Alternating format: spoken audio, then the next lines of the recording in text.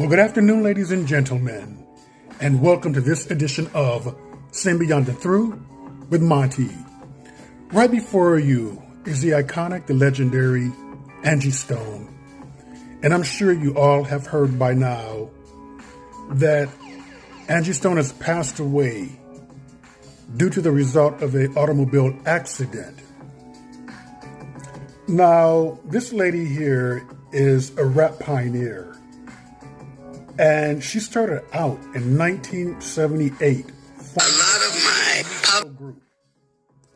But I want to back up here because I made this video because of some things that people have said about Angie Stone and her passing based upon a video that she made this past December. I want you to take a listen to this. A lot of my publishing, a lot of my royalties, my mechanicals, they have all pretty much been stolen. After 40-something years in the business, I'm like, where are my royalties going? Because I'm not getting this. Come to find out, Universal Music has been receiving all my royalties, all my mechanicals. They've taken pretty much everything. They've stolen, I won't say stolen, but they have taken all the monies that were due to me. They have basically absorbed in that company. Even though there's several class action lawsuits, people that were working on my behalf never even registered the songs. All the songs that I've done, I'm only coming to find out they were not properly registered by the companies that I signed over to, people that were supposed to do their due diligence. So I'm truly a walking testimony that God has carried me all this time, because if you only knew how much money they have taken from me, how much they have stolen from me, monies that I'm supposed to be, I should have been able to retire 20 years ago with the money I've made. So I'm just here to let you know, one way or the other, Universal Music, you're going to have to give up my coins. And so what I'm doing now is whatever is necessary to make sure they pay me for the legacy of my life, for my children and my grandchildren. They're going to have to give me my money. Now, because of that recordings that she made in that video, it has led many to speculate that Universal Music Group put out a hit on Angie Stone, and basically it resulted in her being murked. Now I'm going to make this video, and I made this video because to counter that, because I don't believe that's the case. I do not believe that that's what happened. And the reason why I do not believe that, you clearly heard her say that people who were supposed to do their due diligence by filing the proper paperwork and documents, somehow they messed up. They messed up her paperwork and documents. But it almost seems like they would be somewhat at fault with that. So why would Universal Studio put out a hit on her if they're not the result of her money being taken? She admitted that the people who did her paperwork, they messed up. And I'm going to bring some other things too to tie some things together as to why I'm going to say that those theories about her being taken out are false. And I just do not believe that. But here go the conspiracy theories. So they pretty much killed her. Here's another one. What a hit. So, that was a hit. And then named Prince Michael Jackson, Angie. Oh boy. And how was she the only person killed in the vehicle to pass? The accident was not an accident. Okay, so you see where they're taking us right now. And these conspiracy theories are just flying online. However, I want to tie something into you. But this is her legacy and how she started out. 1978 with Cheryl Cook and Gwendolyn Chisholm. They formed a Sugar Hill Gang. Remember that song, We're Gonna Rapper's Delight? We're going to funk you right on up. We're going to funk you right on up. So 1978, definitely a pioneer who does not get enough credit for that. Stone had 6 top 10 hits on the adult R&B airplay charts, including 2 number ones.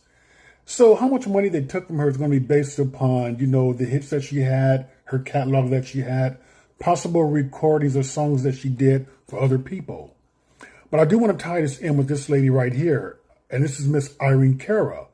Because Irene Cara has a similar story that Angie Stone has, in that she had to sue a musical group as well. But she had a #1 hit with Flashdance, What a Feeling. That spent, 6 weeks at the #1 on the Billboard's Hot #100s. So basically, Irene Cara was an Oscar and Grammy winner, and she filed a $10 million lawsuit against record companies as well. Now, she's not claiming they stole $10 million. The $10 million is for pain and suffering, and I believe she said she was also blackballed. But the amount that they had taken from her was around $2 million. See at the bottom of that right there? Universal Pictures had cost her more than $2 million in profits, but she names Elektra, Polygram, Geffen, Warner Brothers all together. Now keep one thing in mind. Irene Cara started like 4 years after Angie B. So therefore their record catalog would be very similar. If Irene Cara was cheated out of $2 million, that means that Angie Stone was cheated out between, I'm going to guess, 2, 4, no more than $6 million. So with that being said, $6 million, why would they want to put a hit on someone for a measly $6 million? And you're going to see why I say measly, not to be disparaging, because I would love to take $6 million. That's a lot to me. But understand the context of which I'm talking about. When you have someone like a Michael Jackson right here, Michael Jackson, we have someone like a Prince here, and we have someone like a Madonna here. Now, they have a catalog that is worth in the billions. And no disrespect to Angie Stone at all. I'm just making a point right here. So what I'm trying to point out is that I can picture, and I can really believe that a record company would want to take out someone if they had to pay them potentially billions of dollars in a lawsuit. But $4 to $6 million? I don't see that at all. And on top of that, you're risking the lives of, there was 9 other people, 10 people altogether in that van that she was driving in. So why would you risk the lives of 10 other people, nine other people altogether, and a truck driver? Why would you go to the point of risking that many lives? That doesn't make any sense to me at all. When Angie Stone, to be honest with you, was a very easy target. She was pretty much a 63-year-old woman with a lot of health issues, and away from the stage and recordings, she was not knee-deep in bodyguards. She was not someone who's like a Nicki Minaj who has bodyguards around her all the time.